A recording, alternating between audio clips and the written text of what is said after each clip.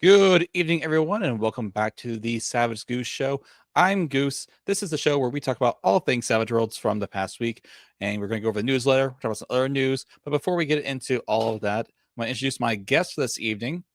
First, we have Chris Warner and Carl Kiesler of Doghouse Rules. How you guys doing today? I'm good. How are you? Doing great, Goose. Well, great. All right, so we're going to talk about Sidewinder Recoiled for Savage Worlds later, but before we get into that, let's go ahead and talk about the newsletter and all the news from that. And by the way, guys, feel free to chime in if you have any, anecdotes or thoughts about somebody or some person or anything. Feel free to just, let them rip. Happy to hear something about that. Anything you want. Okay. Let's see here. So first off, the newsletter. Deadlands Last Colony Mad Worlds is coming to BackerKit, and we have an official release date. We'll talk about this a little bit further in the Kickstarter section, but basically just kind of, hey, they're doing the Kickstarter for this new Deadlands Last Colony Mad World campaign, and it is going to be on BackerKit. This is not Kickstarter, it is on BackerKit, and so there's a link, should be a link down below in the description to check out that and be notified when that launches. But basically it's just going to be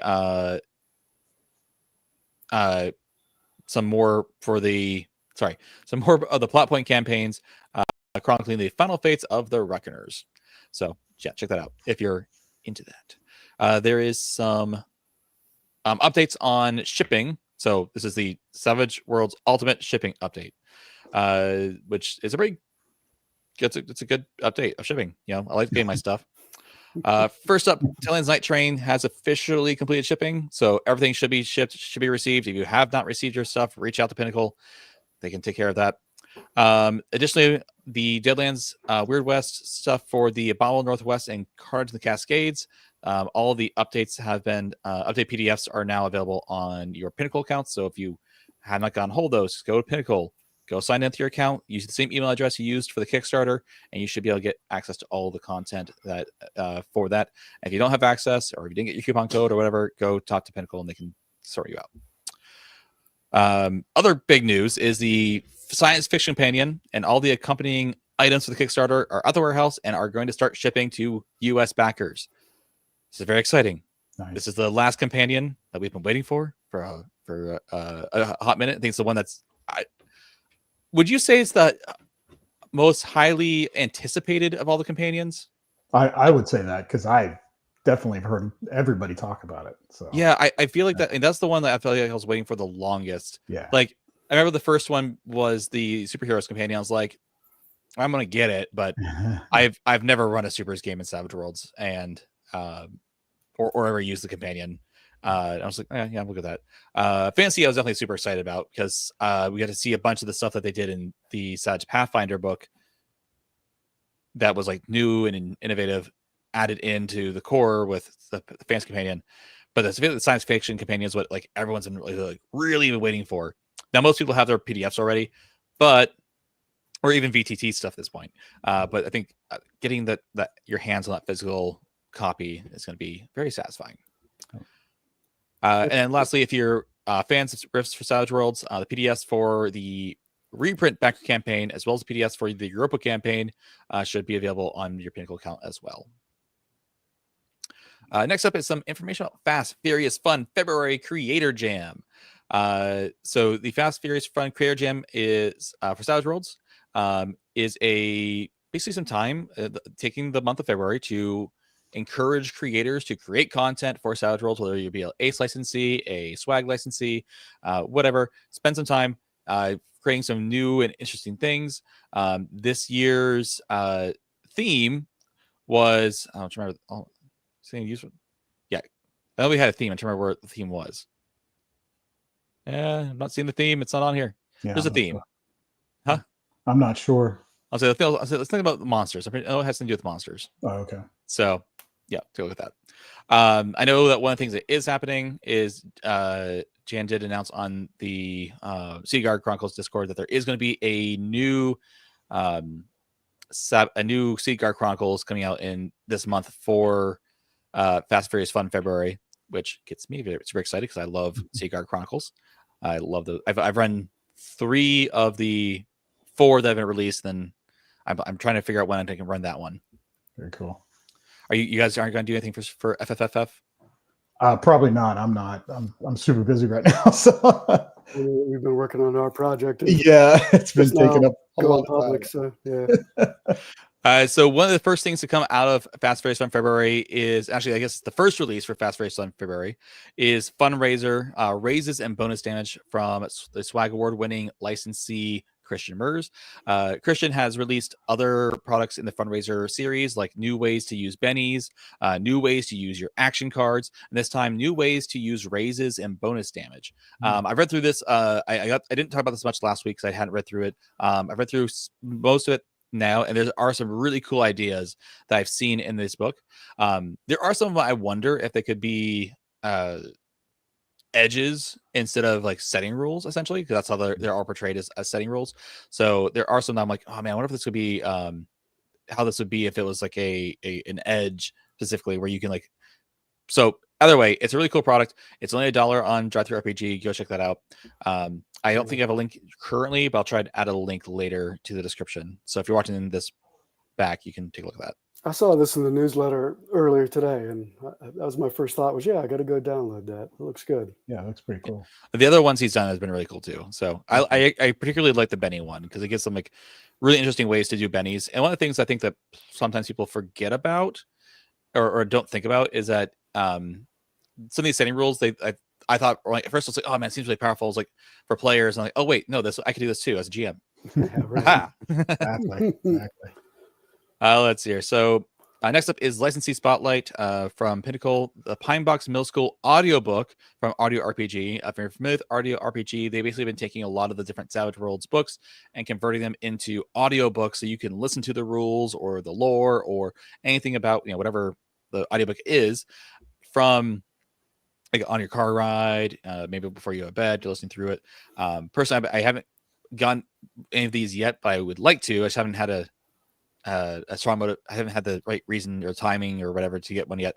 I want to get a copy of the core rule books just so I can listen to the core rules again. Make sure that, because I'm sure there's some sort of rule that I am missing. And I'm always like, oh man, well, how's that rule work? So just trying to get myself familiar with the rules so that I can run great games as a GM. Either way, the Pine Box Middle School one is now available on BackerKit if you want to take a look at that. I haven't even purchased the box set yet. I want to. I just haven't yet. But I love one of my favorite movies of all time is Super 8, which is like basically a kids on bike movie. Mm-hmm. So I want to get this really badly. The box set is fantastic. And I'm going to get the box set. I'm not just going to get the rule book. Like, come on, I need the whole thing. Yeah. All right, and then again, just kind of crowdfunding stats report for shipping. ETA is March. Got some file files. Yeah, a lot of fun stuff. Cool. Excited for it. All right, let's go back over here. So now we're going to talk about the Kickstarters that we are currently looking at. Beneath the Pyramid Shadow, a cosmic horror apocalypse RPG. This is a mini setting for Savage Worlds. The Kickstarter is currently ongoing and it ends Tuesday, February 25th. So take a look at that. And then coming that same day, so that right as this ends, this one will be beginning for Deadlands Lost Colony Mad World. Again, that is coming Tuesday, February 25th. So that's going to be a couple of weeks. And then ending Saturday, February 22nd is the Secret World North America.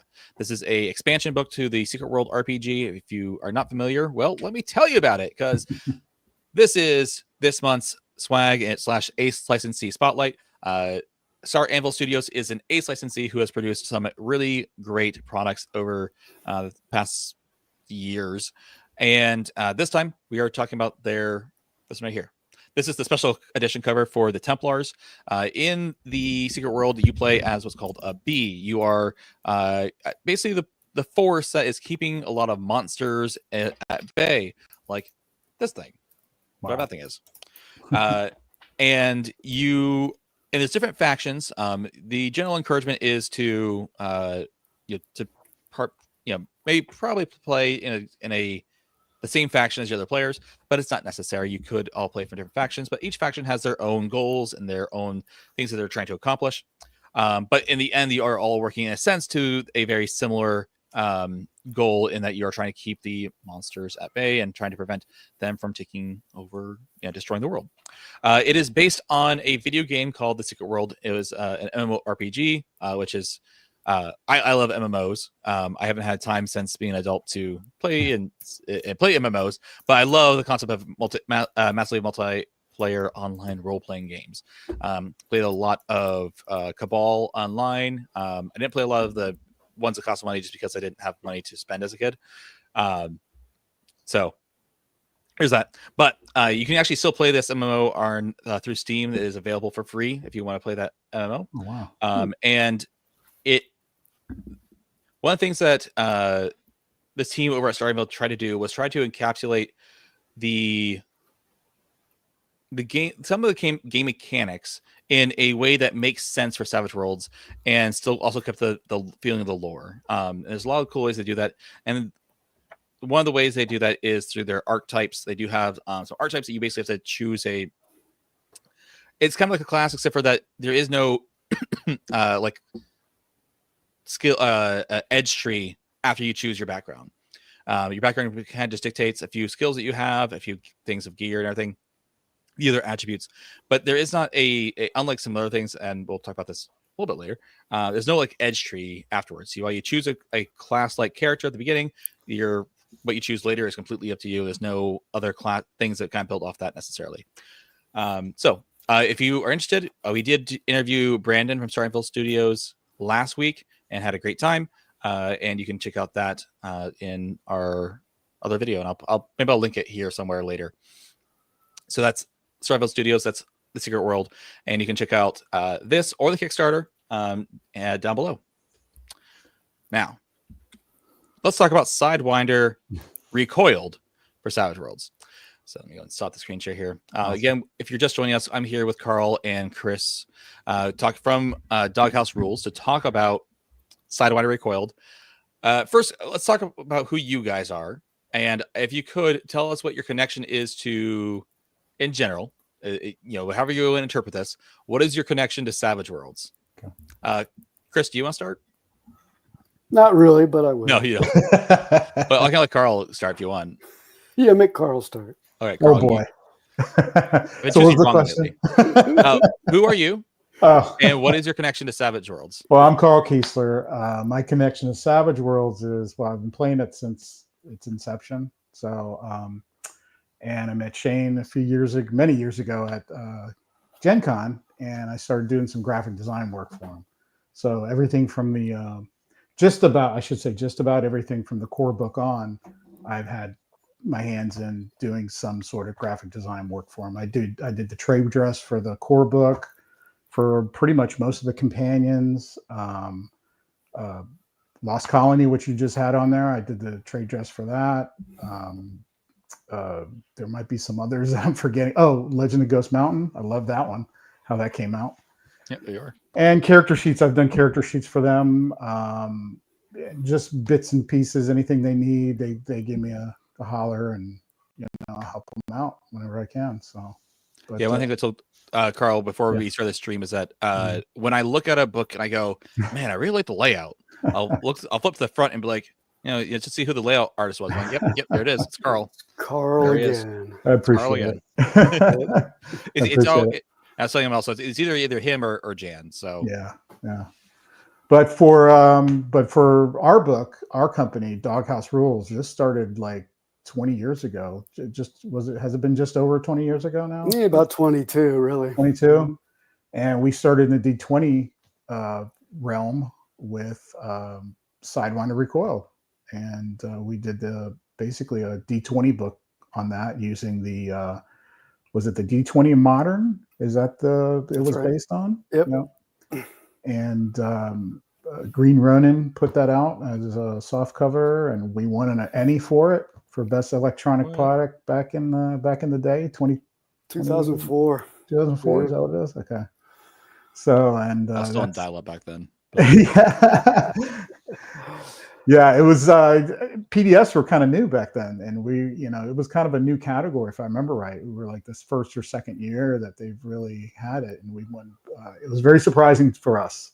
Sure. to win. So it was felt very honored in it. So, but yeah, so Chris and I have been keeping Doghouse alive here and there with all kinds of books and PDFs and things like that. And 20 years later, Chris had an idea to do this anniversary for this our main book that brought us here, and we wanted to do it for our favorite system. So we thought Savage Worlds would be a really cool mix with it. Even though there is Deadlands, Chris had tons of ideas for what we call a traditional Western.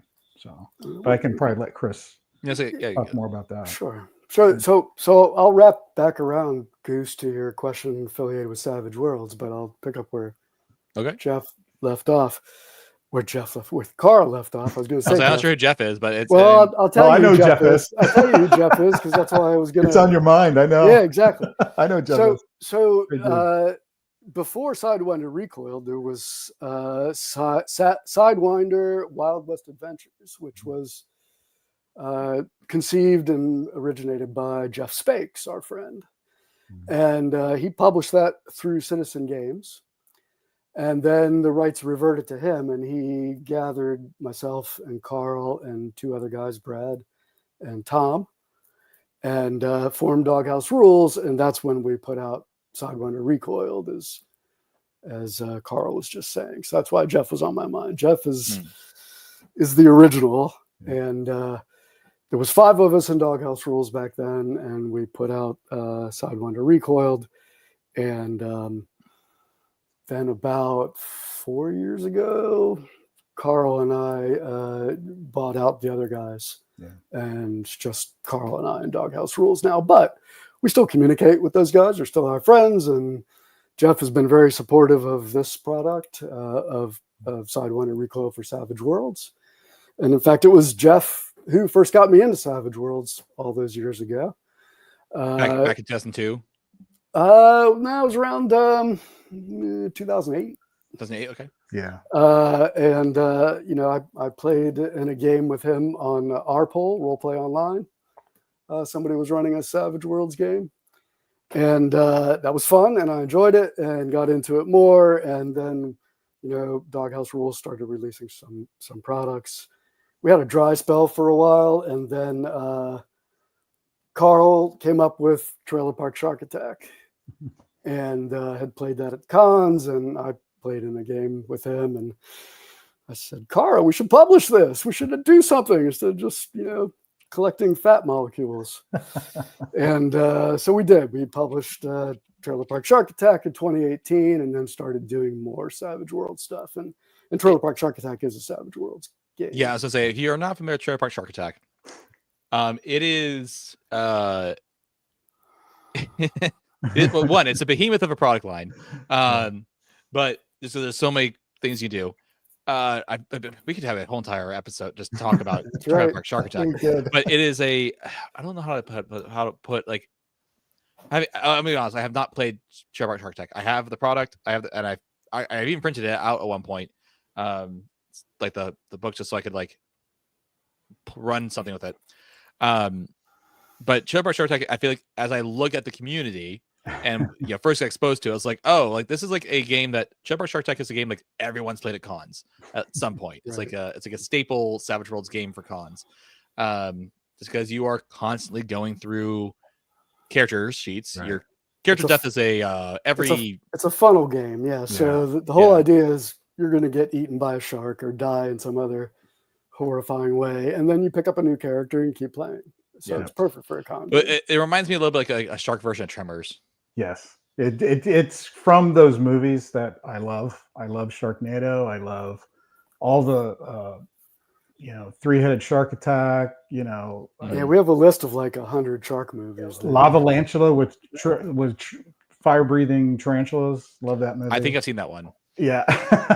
I've seen a decent amount of creature features. Any kind of the sci-fi crazy asylum movies that I freaking love them. So my wife really wants to watch this one about beavers. That's like Zombievers. Is that the one? It's a silent film. Oh, is this? Oh, yes, I know what you're talking Oh about. yeah, right. I forget the name of that one. It's new. Anyways, back Yeah. to Sidewinder. Yeah. Anyways. Yeah. But So, that's, you know, that's Yeah. Savage Worlds, right? So that's Yep. how, you know, that really got us restarted into doing stuff for Savage Worlds, Right. Trailer Park Shark Attack, and as you said, Goose, we've done other supplements for it, Sharkano, another adventure, Right. more packs of Parkers, the characters that you Yep. play, Mhm. maps, and all kinds of stuff. So maybe we'll hold that thought, Carl. But we actually have something that Carl's working on now that'll be our next project. Yeah, Yep. yeah. We'll talk about that. Affiliated with Trailer Park Shark Attack. But yeah, but then, you know, like Carl said, our 20th, the 20th anniversary of Doghouse Rules was 2024. We started in 2004. Right. And we said, hey, what are we going to do for our 20th anniversary? We should do something. And we talked about, hey, maybe we should finally make a full setting version of Sidewinder for Savage Worlds. We had adapted some of our adventures and stuff to be played in Savage Worlds, but we hadn't done a full setting like this. Right. And Right. so that's where we are now. And you know, we talked to Jeff, and Jeff said, "Yep, absolutely, please do. That's great." And you know, gave us his blessing to move forward with it. And so that's what we did. That's where we're at, yeah. And just as a side note, Carl mentioned some of the stuff he'd worked on. I worked on Savage Pathfinder. Oh, Savage Pathfinder. How can I forget about that? yeah. That's what I'm currently running. I got my books here. Yeah. You're on the team. So yeah, so Carl and I participated in that project too, and that was fun. We learned a lot, and the reason it came to mind was also we learned a lot from it and started thinking, yeah, we could make Sidewinder Recoiled into a Savage World product. Yeah.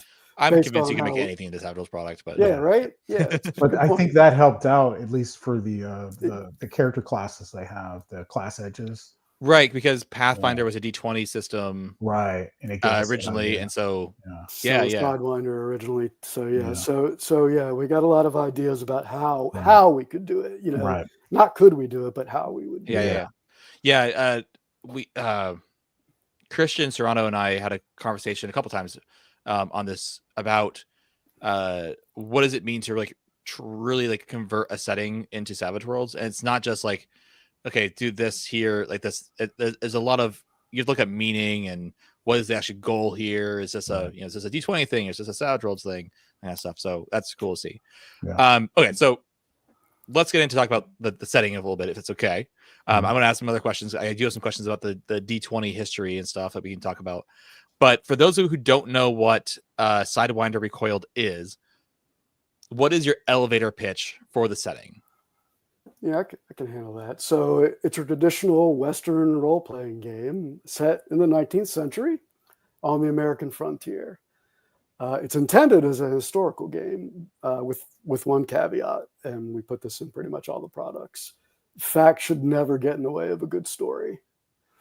So the idea is it's an historical setting. It's the 19th century American frontier. You're playing people in that, you know, traditional Western setting, and but you know, bend the facts however you need to make sure the story works and it's a good story. So that's my elevator pitch. I don't know if Carl has a different. No, that's perfect. I mean, from playtesting it and from the things we've done with it, I run a con game where it's a comedic Western, and Chris has run using the same rules.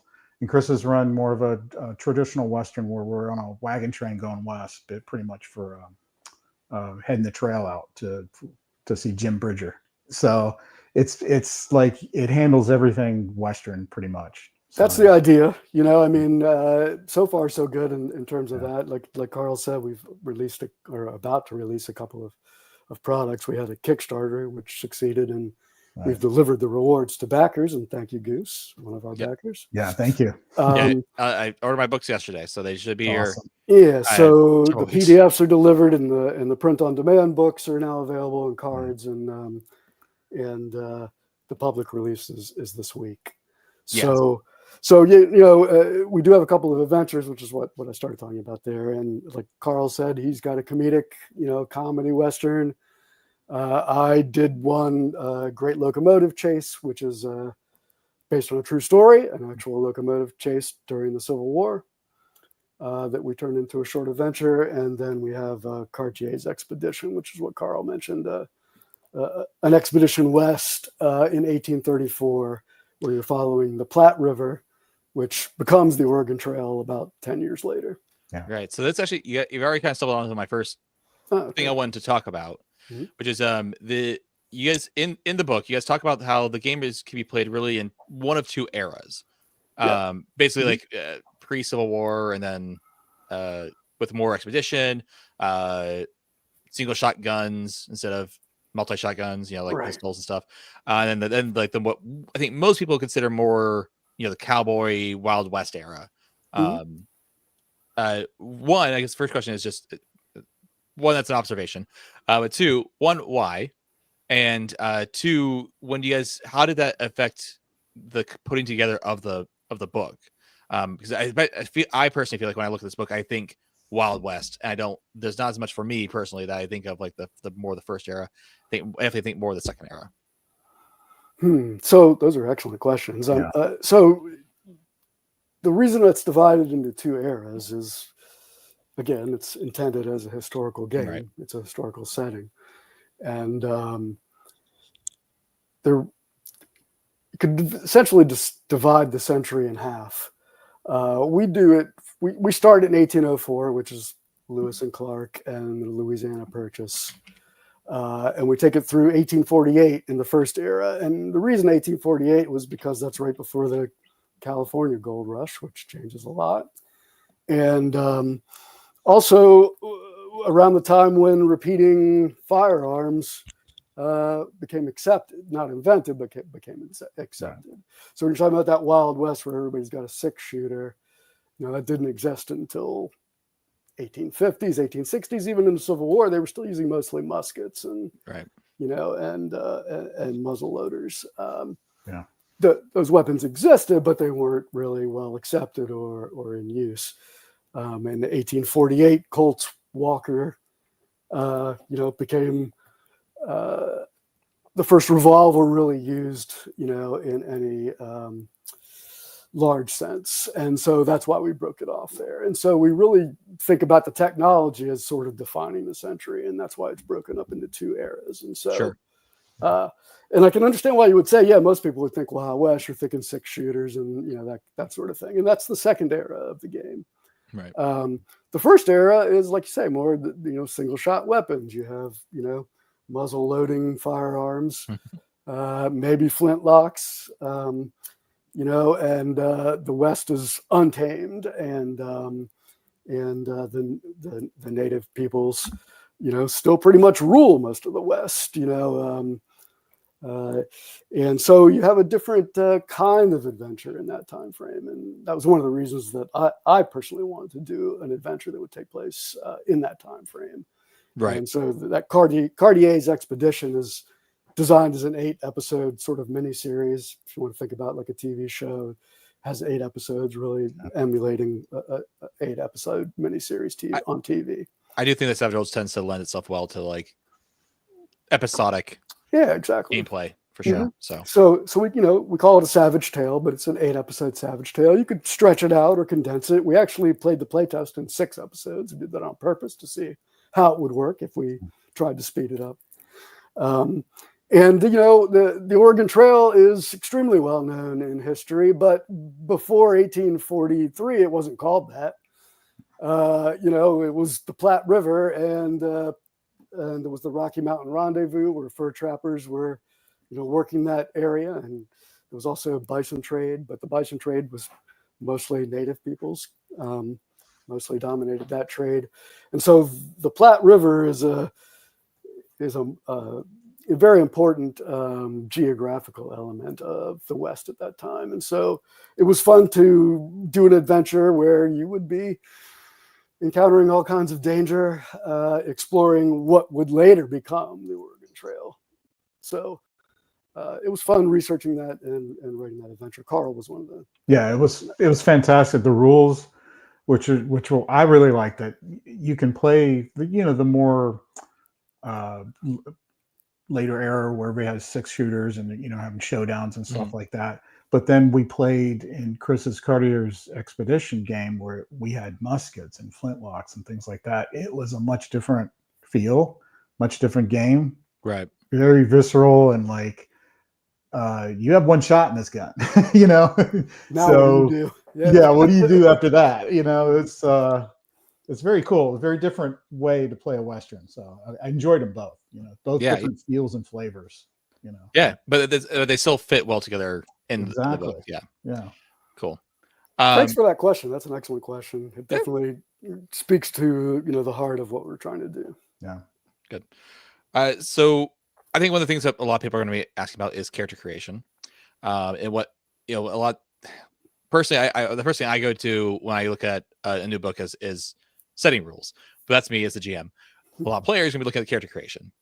And for the most part, you guys seem to stick to some very common, natural way of running a Savage Worlds game, which I think can be a breath of fresh air. There we go. And just kind of keeping to that. But there is some unique stuff you guys do, specifically around your archetypes, and or the archetype / the renowned edges. Do you guys want to speak to that and like what their purpose is? Because it's not the purposes that you guys put in the book is not maybe different than what most people think about when they think about like archetypes and this kind of like edge tree type stuff. Sure, I'll start. Carl, jump in anytime. Okay. Have thoughts. Yeah. Characters. We're laying everything on top of Savage Worlds. We're not changing really anything. We're saying everything in Sidewinder Recoiled for Savage Worlds is on top of the core book. Mm-hmm. We're adding to it. We rarely subtract from it, unless it's something like, you can probably avoid using electronics in this game because that really doesn't apply. I think you guys talked about hacking as like don't hacking, use this. electronics. Yeah. Just put that aside, right? Yeah. Just put that aside.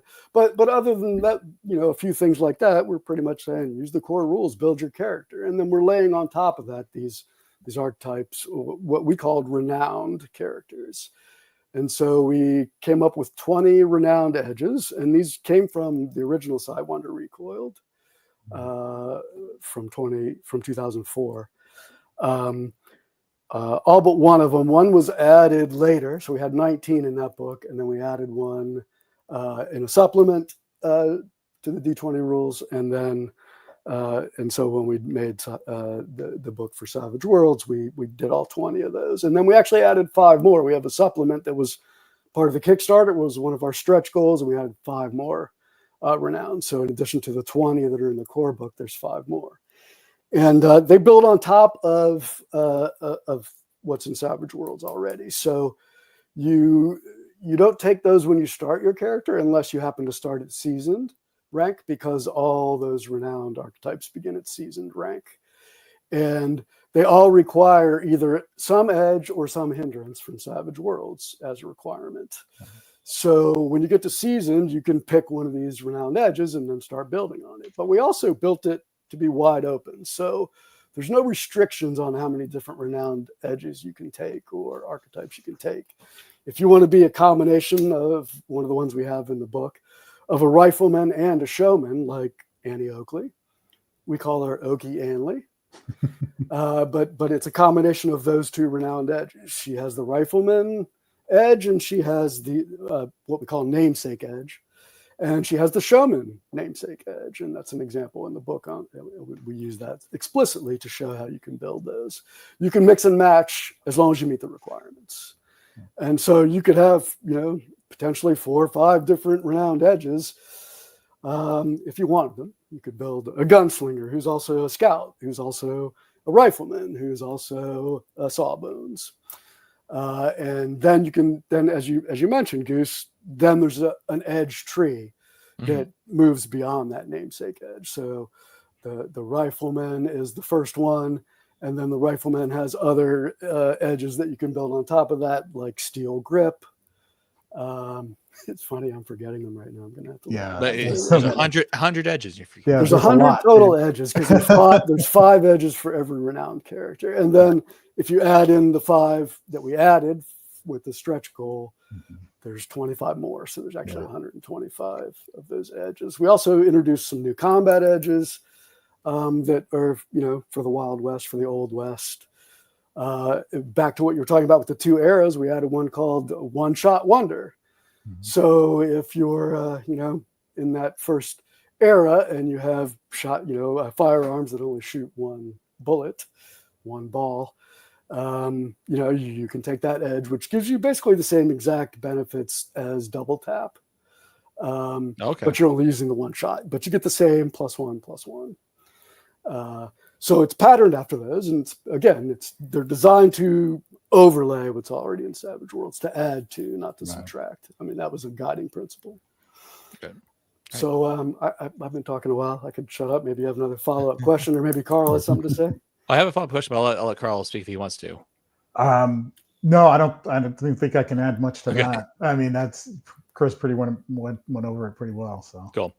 So follow-up question is, you guys in the book, you guys talk about how the renowned edges are basically supposed to be like, your life changes on the West. Like you're one thing now and not something else later. Right. And there's a part of me that felt like and I don't think you guys ever, and as far as I could tell, you guys don't actually say this, but it almost felt like the expectation was that you would almost start your campaign at seasoned. I don't think you guys said that out loud. But like, because to clarify, for those watching Renowned Edges, you don't get them until your seasoned level. You guys do talk about like mapping out characters to seasoned ahead of time. Yep. But because there is there's like an archetype that you're going to be, or once you get the archetype, it's like, this is like the background to the character, but now you could be doing something else. Is there an expectation you guys had that most time you'd start out as seasoned, or am I reading too much into that? So I'll start. I would like to hear what Carl says about that, but I wouldn't say expectation. No, I would say it wouldn't surprise me if judges, that's what we call the GM, if a judge decided, hey, let's just start at season so you can jump right into these renowned edges. That makes perfect sense. We did that in the Cartier's Expedition playtest, but I actually asked the players. I ran that playtest as the judge, and I said, hey, I'll give you 2 choices. You can start at novice with 1 advance and work toward that first renowned edge, or we can start at seasoned and just jump right into it with that. And all 5 players said, let's start at seasoned. Okay, great. But in the text of Cartier's Expedition, we discussed that, and we say you can do this either way.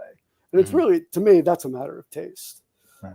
If you want to, if you don't want to wait to get to that renowned, go ahead and start there. But you still have to build your character to get there. Right. So you still have to design and pick what you want to do, and pick the right skills and or edges or hindrances in order to qualify for these renowned edges. So even if you're starting play at seasoned, you would still go through the steps to get there, and then choose your renowned edge, and then, as you mentioned, maybe change that later. That's something I love to talk about. If you don't mind, I wouldn't mind elaborating on that a little bit. So one of our setting rules is called change of scenery.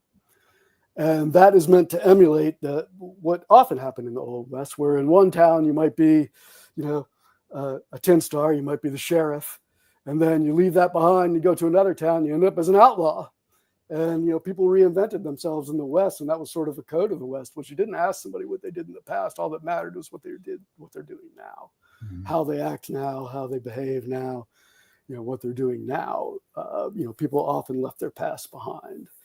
And so the change of scenery rule allows you to swap out a hindrance every rank. So, if you're no longer beholding the code of the West because you no longer, now you're an outlaw, you can swap out that hindrance for another hindrance. And you could also say, yeah, and I used to be a gunslinger, but I'm not into that anymore. Now, I'm making a living as a scout. And so that's why I say you can adopt, any of the renowned edges as you go.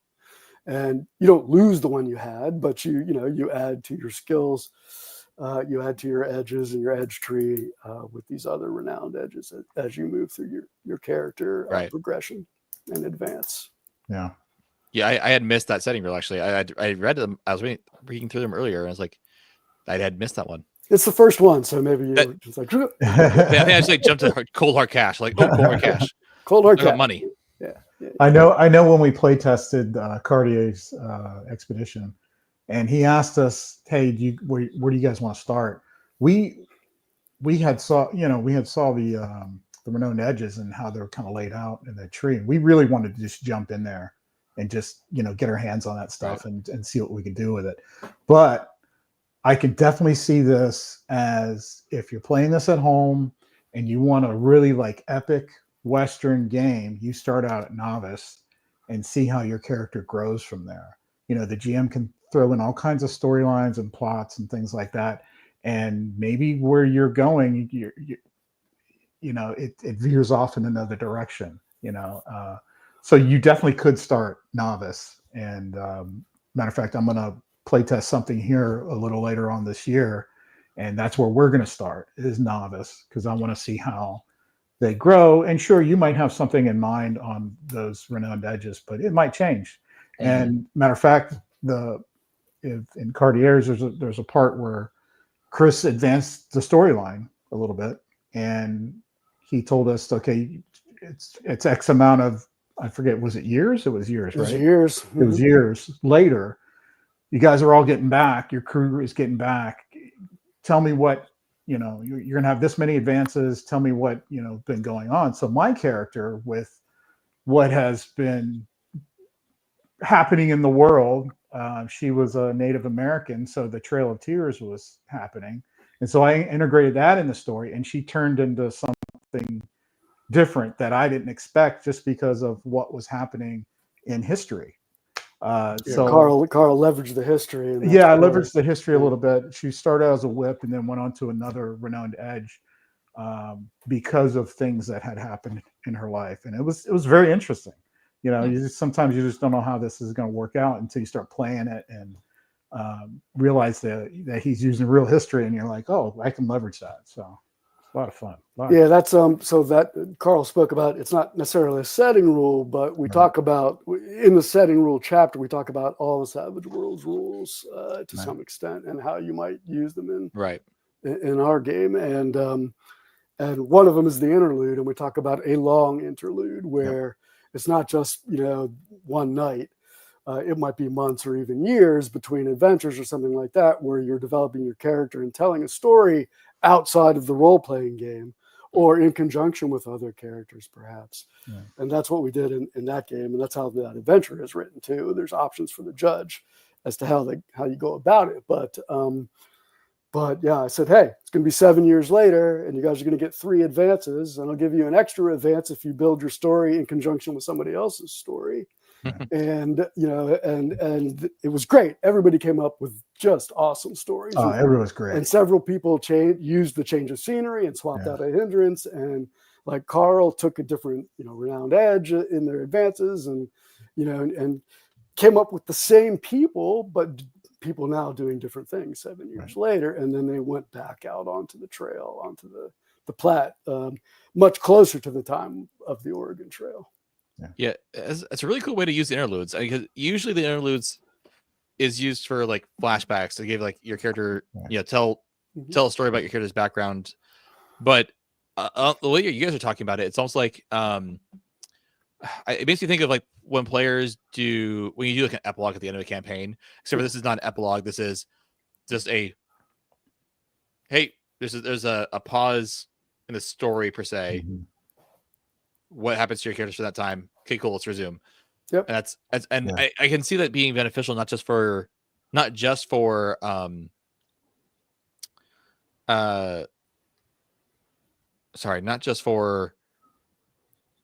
the interludes here, but like just for shorter ones, not like just for years and months, but even just a week, you could use the interludes in a very unique way that way, and to say like, hey, in conjunction to your downtime, if you're doing downtime rules, for example, this also happens during your on your own. What happens? So I like that a lot. Thanks. I mean, it was fun to play that. It was an idea I had, and I've been running a game on Roleplay Online. It's a play-by-post game, and I've been running a Western game for a long time. And we do that from time to time, where we'll end a chapter and I'll say, okay, it's going to be a year later when we come back. Tell me what happened, and everybody writes out their story and advances their character, and that really worked well in that environment. And I said I think that could work in any kind of game. So even tabletop, weekly, bi-weekly, whatever it is, fits right into like an American Western story. Like it's like a miniseries on TV or a good book that continues on with another. It could even be generational. We talked about that. We've talked about that. So if you think about things like 1883 and 1923 and then Yellowstone, right? Think about those are long interludes between those three series. Yeah. So continuing on, kind of going back a little bit to continue on with about character creation. Now, for the most part, you guys had a few new hindrances, as well as some like commentary on some of the existing hindrances from the book to kind of contextualize those hindrances for the setting, which is helpful.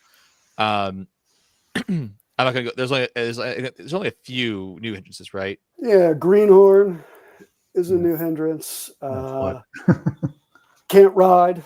So can't ride. Yeah.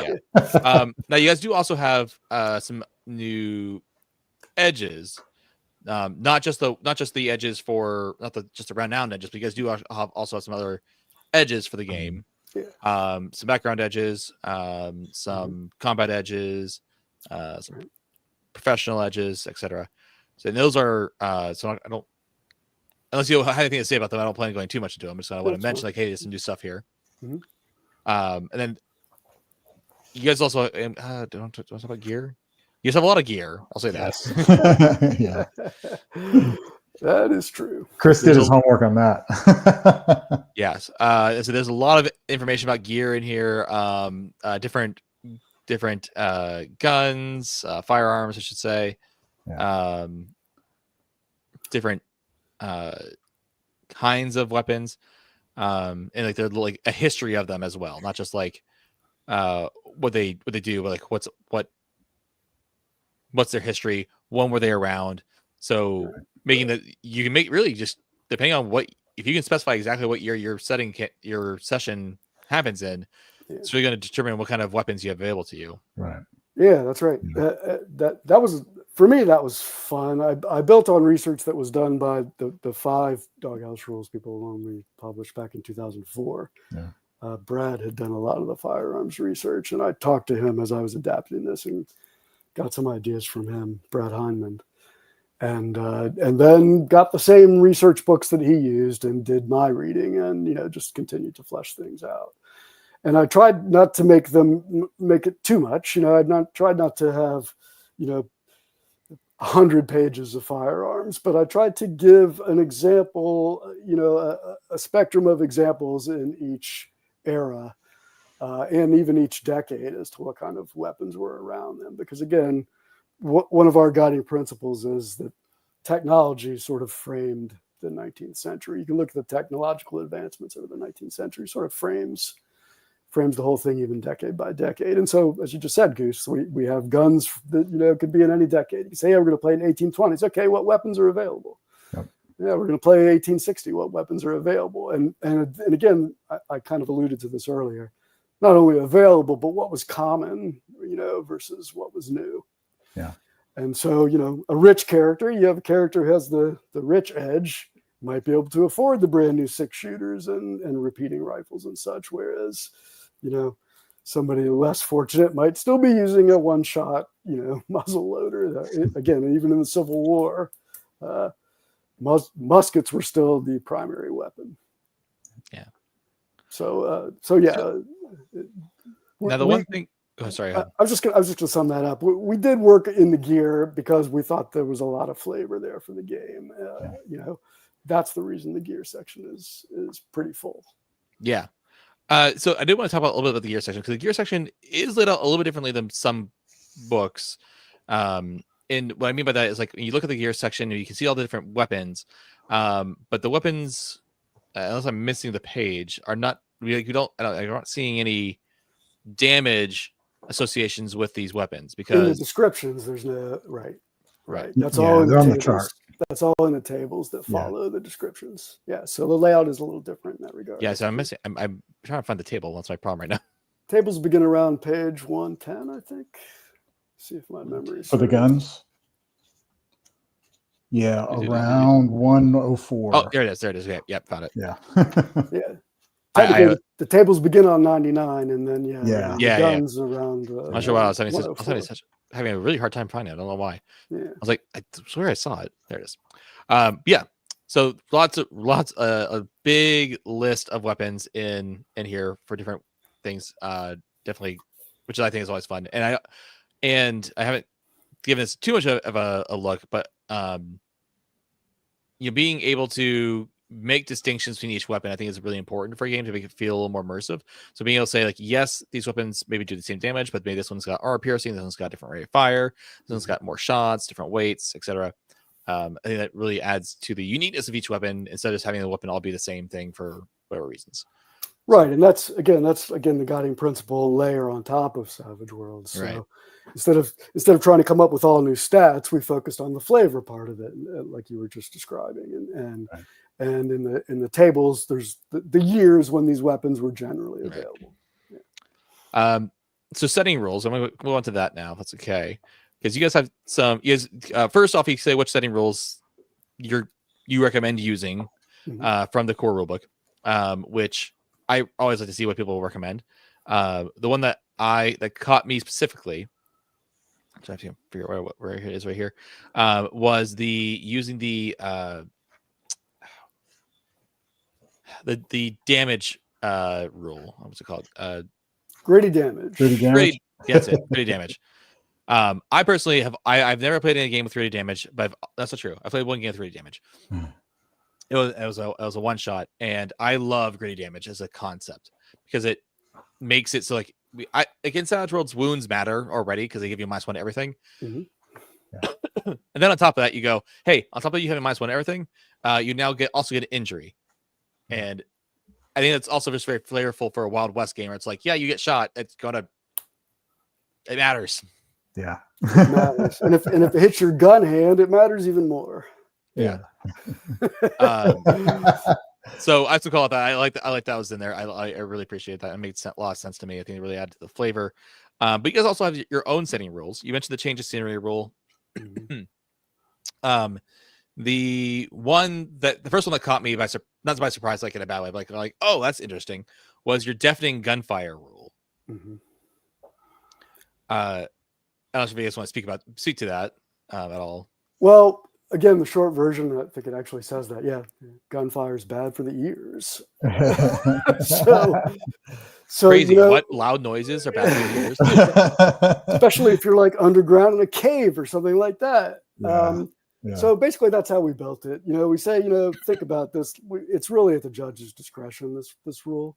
But think about if the character's in a situation where that could really happen. It might not even be permanent, but you should do something with that right then and there. Like you're temporarily deaf, or maybe, get a critical failure or something like that. Maybe it's a permanent effect, and you end up with the hard of hearing, hindrance or the deaf hindrance possibly. Right. And so, yeah, we felt that was something that again, for flavor, not to radically change the game, but to have that flavor in there. It's like, yeah, can't just be shooting, all 15 shots from my Winchester, and in an underground cave system and expect there to be no effects. There's going to be consequences to that. Yeah. The second one that I really enjoyed was the misfire section. Adding some flavor around, most people are going to have, guns of some sort. But then also giving, I think that's also the people. That's one of the things I think people have the hardest time figuring out at the table is, hey, the critical failed. What's the consequence? And especially when in combat, it's like, okay, your sword, does it break? Do you throw it across the floor? Does your bowstring snap? That kind of stuff. This makes it very simple. It's like, hey, when you critical fail, you roll on this table and you do the thing. And I really liked that. And not only that, you guys also said like what to do to fix the situation. Right. Which, How do you remedy that situation? Right. Yeah. So again, I'm going to credit Brad Hyman for that because he wrote Misfire rules for Sidewinder Recoiled. It was in a supplement way back when, and I always enjoyed that. The Savage Worlds version is a little more streamlined, but it's, you know, heavily influenced by Brad's original stuff. And like you say, rather than trying to invent something new, we say, okay, let's just layer it on. Yeah, if you roll critical failure, that's going to be a misfire. And, you know, depending on what kind of weapon you have, and in the weapon descriptions, they talk about, you know, what's likely to happen with that particular kind of weapon. And so something like an old style musket, it's basically anything can happen, you know, where you get to a 6-shooter in 1877, you know, it's probably a jam, maybe a dud, you know, it's probably not going to explode. But, you know, that's another part of the flavor of those different weapons, right? It's not new statistics. It's different chances for misfire and different potential results for misfire. And we also say, you know, yeah, it's perfect for that critical failure. What happens? Oh, well, let's roll. Let's see what happens. Your gun jams, you know. It's a minor mishap. You got a mechanical failure. You're going to have to repair that, or, you know, fix it quickly with a shooting roll, perhaps. So, yeah. No, I think it's a lot of fun. Now, there's a few other setting rules, but I'm going to kind of skip down to the big one, which is showdowns. This is a key part of the quick start because you're in the quick start. You're part of basically a showdown tournament. I'm just gonna let you guys talk about however you want to talk about showdowns. I think it's a common tropey Western activity. You know, I'll see you on the streets at high noon, and exactly, and that sums it up because the showdown is not combat. Showdown is a separate thing. It's a voluntary meeting. Like you say, I'll see you on the street, and that's written into the rule, into the setting rule. You know that. It's 2 people, maybe 3 if you're like emulating Good, Bad, the Ugly or something like that, where you got 3 people in a showdown. But basically, the idea of 2 people, you know, meeting to duel it out, and we've increased the damage on that. The damage on that is ridiculous, but you know, that's what makes it fun. It's intended to be that way. It's a special thing, and Carl, I know, has used it in his con game, and it was pretty fun. I think one of the characters even initiated the showdown. The judge didn't have to do it. The character initiated it. You know, said, hey, let's settle this, you know, like men and meet in the street, you know. So the showdown is a separate set of rules that could evolve back into regular combat. But until then, it's a voluntary meeting of 2 people shooting it out. Yeah, it was a lot of fun playtesting that because we had different ideas and different iterations. Our buddy Mark Olson helped us. Yeah. There was so many ways that we could have went with it, but I think we got something pretty good. You know? Yeah, my friend Paul Starr also helped. He helped me develop some of those rules too early on and test it out. Yeah. And my son Dirk, who's also the editor, he helped me test a lot of it too. Yeah, and it's a really good system for showdowns, and kind of.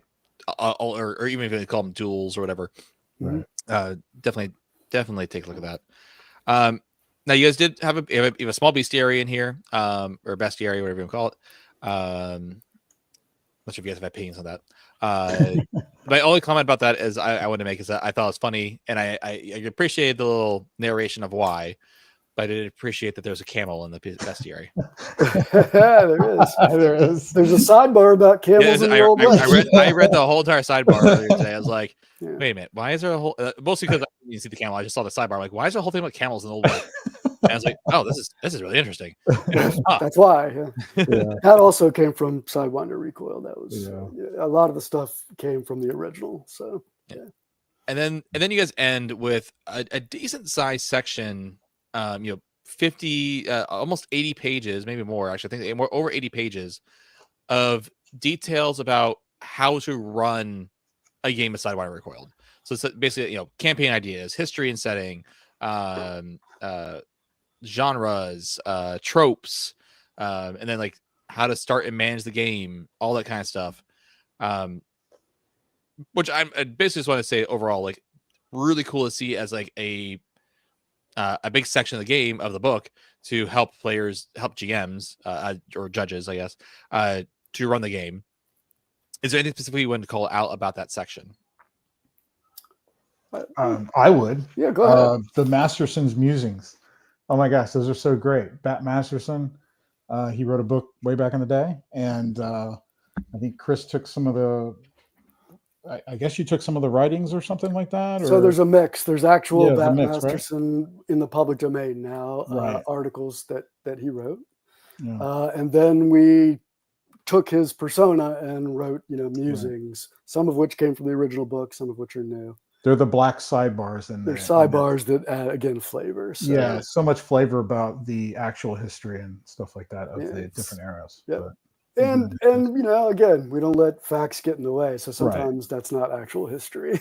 Yeah, but it gives so much flavor to the game, especially if you're not familiar with the Wild West. Maybe you're not from this country. You could read some of those things and get an idea, Mm-hmm. I would call out one thing really quick. It looks like we may be short on time here, so I don't want to make it take too long. I mean, you tell me. I scheduled for like till 9, but we can go long. I'm not. Okay, all right. So the 7 Western story tropes. Oh yeah. So this is something that I had seen mentioned online on various websites from time to time, and I wanted to dig in a little deeper of that, and I found the original source, a person named Frank Gruber, who was a pulp fiction writer and wrote many TV shows and books, and he came up with these 7 Western story tropes in 1967, and he said these are the only there are only 7 kinds of Westerns. And so I found it fascinating to research that, and then wanted to put that in the book, and it sort of frames some of the stuff about how you run a game. You think about what kind of game you're running here. Which of these Gruber Gruber tropes is your game, and how does it affect what you're doing? So that's the part I would call out. That part I think is fun, and then we build around that, and we talk about how characters might fit into these stories and how those stories might work in a game. Yeah. Okay. Well, that is all the questions I had. Is there anything else that, about the whole entire book that you guys did not mention? I did not mention. The only thing one thing I did want to mention actually is that we talked most about the core book. There is a player's book that's specifically for players. I have both coming in, and there is an adventure. But is there anything else that you guys wanted to mention about the book, about the set? Yeah, there's one thing I want to mention. So our artist, Manuel Magalhaes, I'm sure I butchered his name. Sorry. Yeah. He's a Brazilian artist. He is incredibly talented. We've been working with him for years. I do really enjoy the art in this book, for sure. Yeah, and so we decided we would have cohesive art, and we took some of his art that we had from the years. Carl enhanced it with his incredible skills. And then we commissioned about 80 new illustrations from Manuel for this art. Most of the Kickstarter revenue went to Manuel to pay for the artwork, a good deal of it. And so we have a cohesive look to the book because of Manuel's work. And some of the illustrations are great. It was so fun describing things for him. We'd give him like a sentence or a paragraph, and he would come back with an illustration. And I would say out of those 80, maybe only 5 or 6 did we have to go back and forth more than one time to get it the way we wanted. He's amazing. So I want to tip my hat to Manuel, and I think that's an important part of the book. Yeah. I think when it comes to the overall look of the book, and again, just the look, it's definitely a significant portion of it. It's like a combination of the art and then the way the art, not to keep tooting Carl's horn, but the way the art is laid out in the book and kind of like matches in with the rest of the book. I think it looks really good, and I'm looking forward to seeing it in a physical print. Well, that's the other thing I would mention, if you don't mind. So yeah, we have player's book, core book, we have some cards, we have an action deck, we have archetype cards, and so there's really a whole package that came with the Kickstarter, and that's all going to be released publicly in a couple of days. Yeah, we did the core book in all black. I don't know if you can see that, but that's all black. That's the softback. But we did a player's book also, so it's got a gold cover. It says players on the bottom. So it's just a little smaller. My copies, but So, So we thought we'd give them a nice look. So Yeah, I'm looking forward to seeing. And they are 8.5 by 11, correct? That's correct. we want them big. Going big. Yeah, bigger type too. Huh? It's a little bit bigger type than what we normally Slightly use. larger font. Yeah, Yeah. because It we're is old guys. I was gonna say that I've seen, based on what I've seen, that is the direction a lot of people are going. Yeah. In the industry at large is slightly bigger font face than like what people used to do. Yeah. So looking at like D&D as an example, like where their fonts like is like 9, I think their fonts that's like small. 8 or 9, something like that. Yeah. Like, so yeah, people seem to be going up to like 10 now. Yeah. Or whatever the next site, whatever. I mean, I'm still typing in type 12 when I write papers, if I write a paper. So cool. So as we starting to get into the wrapping up section, as we land the plane, as one of my favorite other YouTubers just says, one, what's next for Sidewinder Recoiled?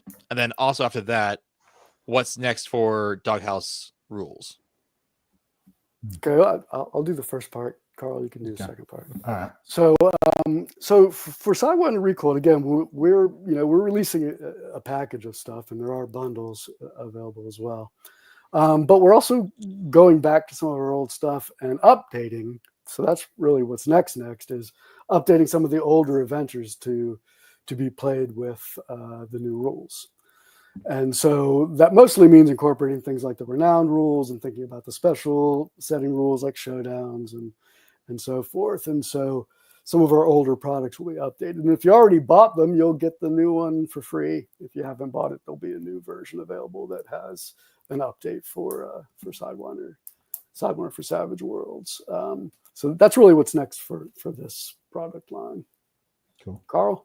For us, well, I'm working on a new adventure for Trailer Park Shark Attack. I've been working on it for a while, but we wanted to concentrate on Sidewinder Recoiled and get everything out to the backers. So that was sidelined for pretty much the whole year. So last year I came up with an adventure called Cocaine Shark after the Cocaine Bear movie that came out. So I ran that at a bunch of cons last year, and basically my notes are together. I've got a document together. I'm doing art, maps, new Parkers.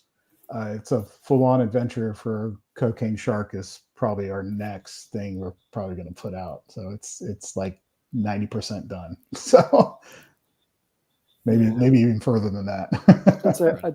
I mean, it needs to be edited, and that's on the project path. Yeah. Okay. Well, with that, I am going to move in. We do have comments. I'm going to read to you guys. And then we can start, being done. By the way, guys, real quick, if anyone out there thinks it does sound interesting, again, there is a link to the quick start for this down below. And the full products, as Carl and Chris are saying, are coming out this weekend for the non-backers. If you didn't back it, you can get the products from Drive Through RPG later this week. Mm-hmm. So first off, let's see here. First question is from Hamster Doom, from John Doom. Question for Carl. Of the con props you've done, do you have a favorite so far, and which is the hardest to do? Oh, wow. So those that don't know, I run a lot of convention games, and I do a lot of maps, minis, 3D props, things like that. Probably my most favorite one was I ran a game based in the 1970s, and I put the character sheets on actual 8-track tapes. So I bought on eBay, I bought just a bundle of 8 tracks, and I ripped off the labels and I made my own labels, put them on there, and repackaged the boxes. I made new boxes and I slipped them in there, and I said, "This is what you're playing with." So that was a ton of fun. So probably the hardest one too. I'm guessing that person's played in one of Carl's games. Carl's con games are legendary. Well, I was going to say, Hampton has the second question as well. John Doom. Another question. Between Camp Terror or Trailer Park Shark Attack, what has prompted the best character death? Oh, wow. So I've only played in Camp Terror, which was a lot, though. I played it a few times. There's been our buddy David Anderson wrote that. It's fantastic. It's a funnel game, horror game. If you're you want to play something fun for Halloween or anything like that, get Slasher story. Slasher story is amazing. I had some cool deaths in that, but gosh, Trailer Park Shark Attack. There's been so many. I mean, more deaths, right? Yeah, One that I remember. Yeah, you got I've won Trailer Park Shark Attack. yeah. The best one I ever had was the person that wanted to leap off the roof and try to get on the shark's back and rolled critical failure. And so, right into the mouth. Exactly, right into the mouth. Yeah. That was David's rule that he let us use is the critical death rule. So he actually wrote that and we put it in a Sharkano, and that's perfect. You roll a critical failure, your character dies, you pull another one out of the pile, and you keep playing. And you get to describe it. I mean, and you get to describe it. That's the best critical part. failure. You tell me what happened, and that was what the character. Exactly. Fantastic. So we see a couple more comments about you guys' art direction and how good it was, how great the trade dress was, Carl. Then John likes to ask a lot of questions, and I'm thankful that he's here. He's a great dude. I met him at Game Hole last year. It's a great dude. He asks, who came up with Dust Bunnies? It is way underrated as a kid's game. I also think it's better than No Thank You Evil and the other one that you can't remember. Wow. So that's my project. We did a Kickstarter for Dust Bunnies a couple of years ago. And the idea, it's a Savage Worlds game. And the idea of that is that, Dust Bunnies aren't interested in killing things and taking their stuff. That's not what they do. They make mischief. And so, the whole game is built around the idea of making mischief. So that was my idea. I was inspired actually by a television show called The Big Comfy Couch. Oh yeah, Big Comfy Couch. I watched that show when I was a kid. Yeah. I'm not gonna lie. I don't think I enjoyed it that much, but I think my sisters did. So, yeah, nice. Okay, I was trying to find the product real quick on Drive RPG, but let's see here. More stuff saying how great stuff is. Ember Moss says that he wants to play as Trailer Park Elvis. Hamster Doom. We know Ember Moss. Yeah, he play tested with us. He was one of the Cartier's Expedition play testers. Well, he's giving you guys a lot of praise in the chat here. John also saying Cocaine Shark was so fun to play at Game Hole Con, especially playing alongside Tracy Sizemore. Oh yeah. Let's see here. Ember Moss says outside of Sidewinder, Boot Hill. That's not really a question. It's just a good comment. Boot Hill was the only one I knew that was historical Western. Sidewinder has been a great surprise. The action component of Savage Worlds makes dueling spicy. And then, Venkel asked a really good question. So this is a question that you guys need to answer. Is Back to the Future 3 a historical Western? Oh, that's good. Part of it is, right? Yeah. Kind of. I mean, it's... I would say yes. I wouldn't say it's traditional, but I would say it's historical. Yeah. Because definitely he's not using laser guns or anything like that. But there's time travel. Good question. Yeah. And the DeLorean doesn't work, so. Yeah. So this question, I'm not entirely sure what they're hinting at. So we might have more insight. Starlaw asks, you could run Horizon with this. I'm not sure what Horizon they're talking about. Not sure if you guys have any insight into that since I'm not sure. No, all right. Sorry, Starlaw, can you explain your question? And we'll be happy to try to answer it. Oh, is that the Kevin Costner movie? Horizon American Saga? Well, that was the first thing I thought, but I'm not sure if that was the yeah. If it's that, then sure, you definitely could. Yeah, absolutely. It came out last year. Man, it's a 3-hour movie. Yeah. Oof. But I think there's different chapters. And so it's just perfectly what Chris was saying, that you could, do that huge interlude. You could just split it up just like that. Since we haven't seen the second part, we don't know when that's going to take place. But I imagine it'd be maybe a little later or something. Right. But yeah, it's perfect for this. I would say definitely if that was the reference for the question. Yeah. We got a couple of comments from Ember Moss and from Hamster Doom on the gear section. Ember Moss stating historical research on the guns equipment must have been super intense, and Hamster Doom saying that the gear section is the biggest gear section since a Cyberpunk game. Okay. Yeah, there was a lot of guns back then. It's amazing how many different kind of guns there are. Yes, right? I mean, there's only a sampling in our book. Yeah. More just praise. I'm just seeing a lot of praise. Yeah, you guys are loved by Ember Moss and John Doom. Great dudes. Hamster Doom making fun of me for saying bestiary instead of bestiary. I always do that too. Yeah. I mean, Yeah. I still think it should be bestiary. I think it should be spelled bestiary. They just spell it BEASTIRY. I can't spell. It's fine. More praise for Manoa, your artist, and the black and white layout. Ember Moss asks, any particular genres need a DHR revamp? Horror, Western, comedy? You guys do it all. Oh, is he suggesting we should revamp something else? Is that what? I think it's just saying you guys have revamped a lot of things, and you're doing a good job. So Charlotte also asks, and by the way, yes, he says yes. He was talking about the Horizon movie. Absolutely. Yes. So yeah, in fact, Carl was working on an adventure that we probably still will release. That basically is that it's much more mundane. So I ran at Gamehole Con last year. I ran nothing but side. Well, we both went. We ran nothing but Sidewinder Recoiled stuff and Savage Sidewinder.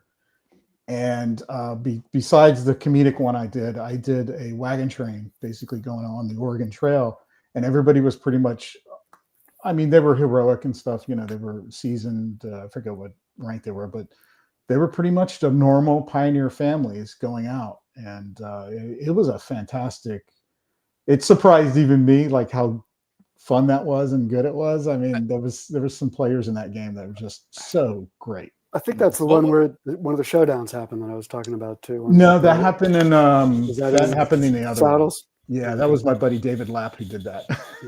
He runs Doomtown, so the card game. What was the book series about the family that goes to the frontier? Talking about Little House on the Prairie. That's it, Little House on the Prairie. Yeah. Like that, when they said like, a mundane game of pioneer family. I went to Little House on the Prairie. Is like my first thought. So my con game, absolutely, you could play that. Yeah, absolutely. My con game was basically Oregon Trail Savage Worlds. You started with a character, and some characters had maybe a family with them. Some characters had like two families that they had to watch over because they were immigrants and only he could speak English. The main character. My buddy Mirko, who played the German immigrant, who was also German, was amazing in that session. It was fantastic. How many characters died of dysentery? Oh, yeah, they made their role, and okay, yeah, but other things they died of. Okay. All right. Well, that's all the things I have in the comment section. Thank you, Carl and Chris, for hanging out with us and talking about Sidewinder Recoiled. Like I said, I'm super excited to get these books in my hand. And I one of these days I need to like organize all my backlog of games and like, which one do I need to play next? Yeah. There you go. But I'm looking forward to doing this. And I think it's a nice. I think it's nice to have a game like this is part of the Savage Worlds portfolio, if you will. It's nice to have like a game like this there. But thank you all. Thanks for hanging out, and thank you all in the chat for hanging out and talking. And this has been a great. I've seen some great chat content today. Hopefully, we'll see you all next week, and I hope you all have a lovely week. Cheers, everybody. Bye.